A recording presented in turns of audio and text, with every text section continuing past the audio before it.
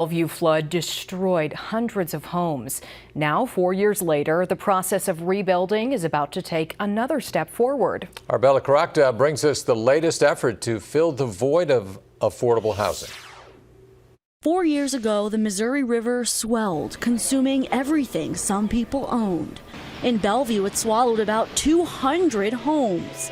Most were occupied by low to middle income families, according to data collected by Sarpy County.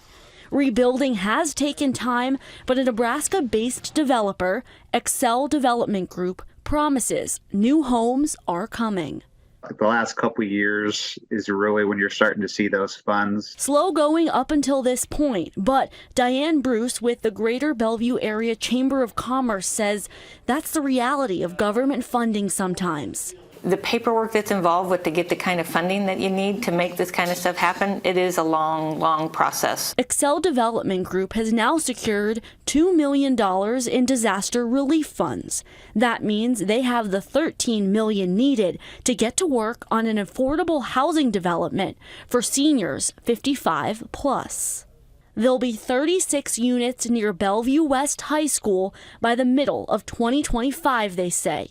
The units are reserved for an older population with income limitations. The majority are for those making no more than 60% of the metro's median income.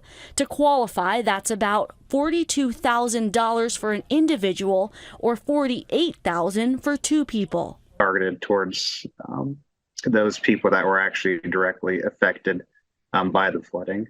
Bruce explains why this redevelopment and others like it is needed for everyone's success. But the more people we have living in this town is a boost for our economy, so any of that kind of stuff moving into Bellevue is just a great asset for us. On your side in Bellevue, Bellevue, 6 News. The official groundbreaking will take place tomorrow afternoon. Bellevue's mayor, the Chamber of Commerce, and more will be there to celebrate the progress.